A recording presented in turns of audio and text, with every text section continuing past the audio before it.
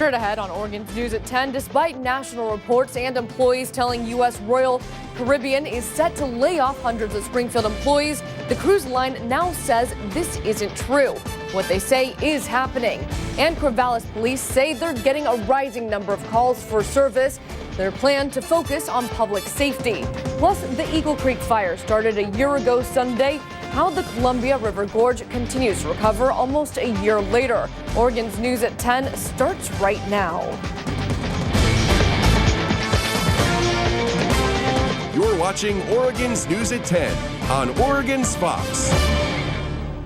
We have new information tonight from Royal Caribbean. The company saying national reports and what we heard from local employees about layoffs simply isn't true. Good evening and thank you for joining us for Oregon's News at 10. I'm Kristin Goodwillie. The communications office tells us they don't have any planned layoffs here at the Springfield call center.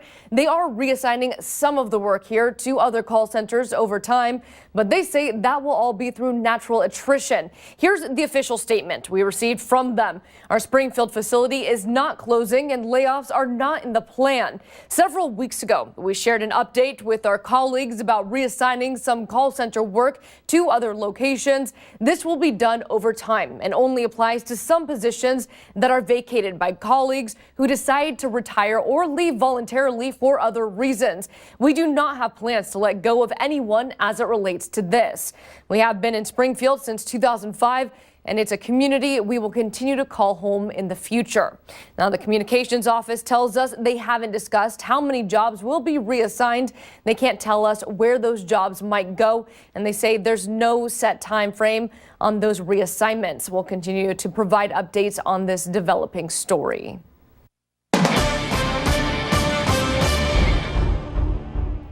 Breaking news coming out of Salem tonight, where police say a man on a bike was hit and killed by a train. A crew from our sister station in Portland is on scene right now. We'll continue to follow this story as we learn more. And a tractor trailer collided head-on with a passenger bus on New Mexico's Interstate 40 Thursday. Local hospitals are reporting at least 6 people were killed and more than 30 others injured. The collision happened near the Arizona border. Greyhound says the bus was headed from Albuquerque to Phoenix with 49 passengers on board. New Mexico State Police say preliminary crash information indicates the semi blew a tire. Witnesses say the vehicle crossed the median and hit the bus head-on in the westbound lanes. There were skid marks on our side of the road that went across the median into the oncoming traffic of the other side. In cases like this, a barrier would definitely have helped the situation. The crash also caused a traffic backup. The National Transportation Safety Board will continue to investigate. Public safety needs are moving to the front burner in the city of Corvallis in several ways. A public safety fee and a far distant 2019 election on 911 services are getting the most attention. Tom Adams gives us a breakdown on the measures. It's another day on the streets for Corvallis Police Sergeant Joel Goodwillie. I've worked for the Corvallis Police Department for 20 years. Now, more often than not, the folks he comes in contact with get by with a warning. He thinks he still has the license plate in the car. It just needs to be on the front bumper.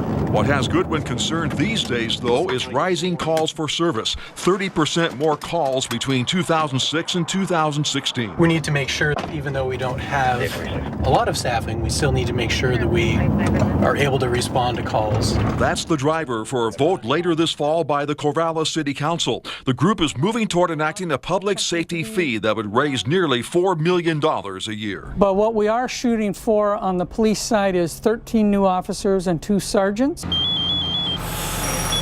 And raise funding to hire 6 new Corvallis firefighters. The fee would be tacked on to city service bills of residents, business owners, and several huge nonprofit entities like OSU. This is a way to share the cost of that burden with all the users who are using it, not simply the property tax paying users. 911, what's the address of your emergency? The second leg of the funding stool is focused on 911. We started out with about 21,000 calls when 911 was started, and last year we dispatched over 43,000. Officials will be asking Benton County voters to form a special taxing district and eventually hire more dispatchers for 911. Voters have some extra time, though, to mull that over. The election won't be held until November 2019. One example of the cost of the potential public service fee for the owner of a $200,000 house in Corvallis. You'd pay just over $200 more per year. Oregon State University would have to fork out $427,000.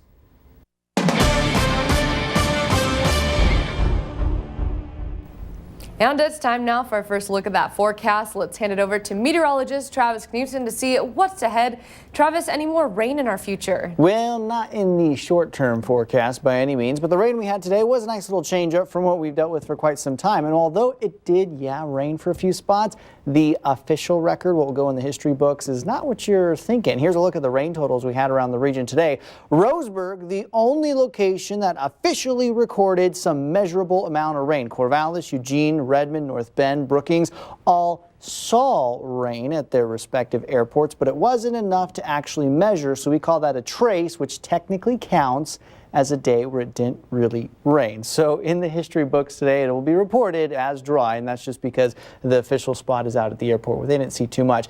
For tomorrow, though, clouds do clear on out. We start our Friday off a little gray, but we'll see the sunshine by the afternoon. At this point, our Labor Day weekend should be pretty dry and pretty nice all around. Low temperatures tonight in the mid-50s, a lot of cloud cover overhead. And while the weekend is looking sunny, will we see any rain in that extended forecast? I'll give you a look ahead coming up in just a bit.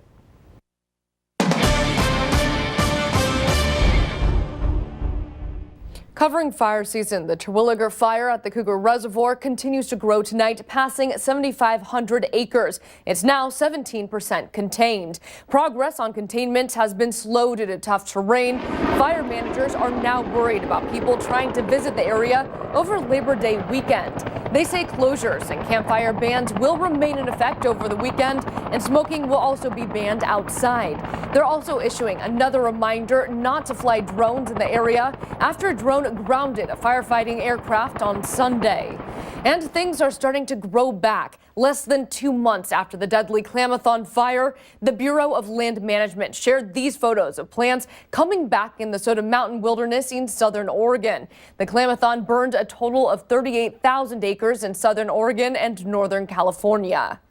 Half the trails are reopened, and there are hopes that even more will welcome hikers in the Columbia River Gorge later this fall. The Eagle Creek fire started a year ago Sunday, and since then, parts of the gorge remain off limits as the U.S. Forest Service works to clear trails and ensure there won't be any landslides. The hope is to reopen Angel's Rest sometime this fall, and officials say they're working on ways to engage with the public, allowing them to see every step of the forest rebirth after the fire. Maybe setting up some photo points where people can take photos over time with certain hashtags or whatever, and maybe we can sort of collectively through social media track some of the progress of the fire recovery and how the forest regenerates itself. The Forest Service says it wants to use the fire as an educational tool, and they expect the gorge to be ever greener next spring, but worry about the increased threat of landslides as the rainy season begins.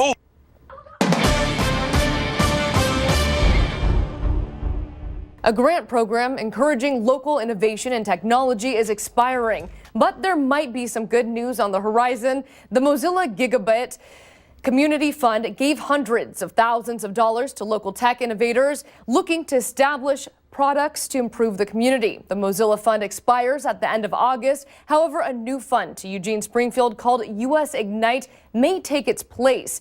Craig Worrell works with both funds and hopes local innovators use the programs as a resource to improve Lane County. These grants really incentivize people to innovate and to take risks and to try things that might not work, throw it at the wall, see what sticks. A lot of it doesn't, but the things that do, they really make public benefit, transformative change, and bring diverse groups of people together. Rural says ideas must use high-speed internet and provide a community benefit. The grants are awarded quarterly and can amount to $10,000 each. Coming up on Oregon's News at 10, a troubling trend the FBI is investigating. It's happening in airports. That story next after weather with Travis Knutson.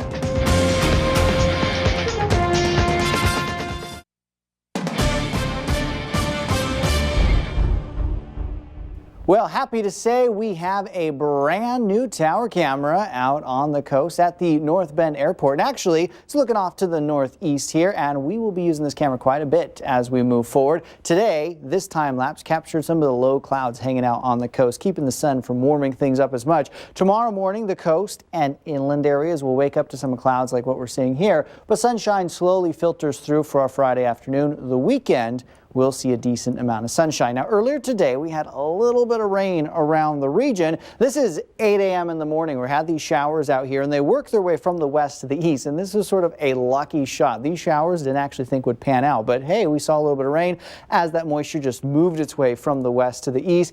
Did not bring a lot of rain, as I talked about earlier. Officially at the Eugene Airport, we just saw a trace of moisture, which is less than a measurable amount. So something, but that's not a whole lot. And the forecast in general is still looking pretty dry. Temperatures outside right now, upper 50s, low 60s for many spots, in the middle 50s on the coast. How are temperatures compared to 24 hours ago? Well, us locally are about where we were last night. Other parts of the state, though, certainly seeing temperatures quite a bit cooler. Heading into our Friday, we'll start to warm up a little bit. In fact, Friday will be a couple degrees warmer than where we ended up today. And the reason why is the storm system, which brought us the cold front, the clouds, and the few rain showers, moves farther out to the east. And what replaces it is some drier and relatively warmer air moving in around this high pressure center. Now, this isn't a major warm up for us in the state of Oregon, but it will bump our temperatures up a few degrees and at least return us to what's considered average for the end of August and early September. Now, here's a model forecast overnight tonight. We'll play this until about 8 a.m. where you can see clouds as we start the day, but as we move forward, it takes a while, but those clouds do lift away. I think by about 2, 3 o'clock in the afternoon,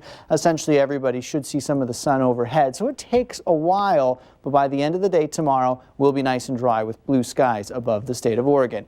On the Cascades, we'll be seeing temperatures in the low 70s tomorrow for those higher elevations. Central Oregon dealing with some sunshine tomorrow as well. 72 in Bend, Redmond at about 77 degrees.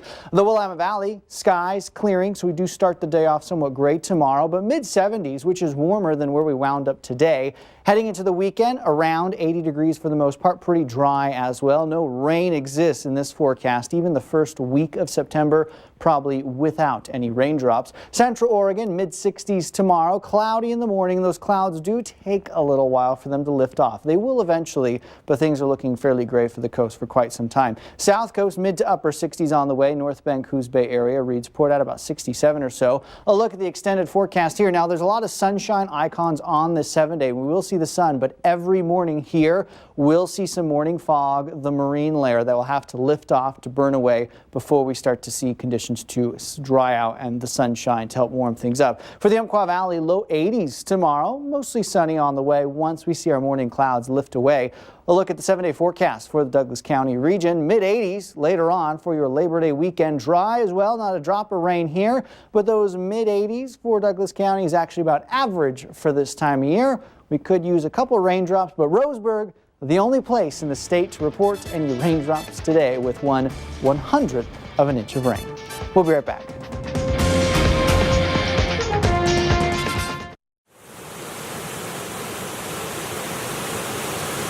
You're watching the only Oregon-owned TV station located in Lane, Douglas, Coos, and Benton counties. Oregon-owned, Oregon's Fox.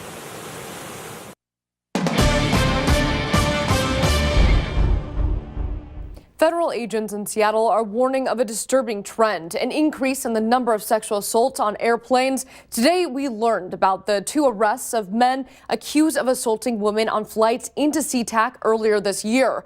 Jennifer Sullivan reports. On the one hand, You'd think something like that couldn't happen on an airplane, right? It's so small. People are sitting so close to one another. But for two women flying into SeaTac earlier this year, they were preyed upon, one by a convicted sex offender. In the last 24 hours, the feds arrested Nicholas Matthew Stevens of Anchorage and Babak Rezapour, who lives in the Los Angeles area. Both men have been charged federally with abusive sexual contact in special aircraft jurisdiction, which could result in a 2-year sentence. The crimes we have charged are disturbing. Stevens, shown here in a booking mugshot from Alaska, is a convicted sex offender. He's accused of groping a fellow Alaska Airlines passenger. Rezapour allegedly sexually assaulted a woman on a Norwegian Airlines flight from London while she was sleeping.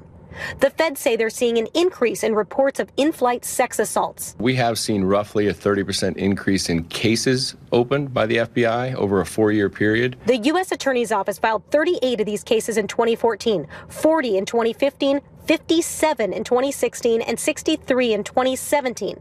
Hayes says for people subjected to these assaults, it can be difficult to come forward, fearing making a scene in such a confined space. What happens on an airplane where you can't walk away because of those conditions is nevertheless still a crime. The FBI is launching a nationwide campaign to encourage people to report aircraft assaults, including here at SeaTac.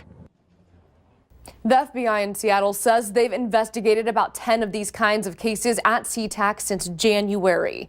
Next on Oregon's News, a group of Asian American students is suing Harvard over affirmative action. A report from the Supreme Court where the case could end up, and reaction from an advocacy group that says it shouldn't.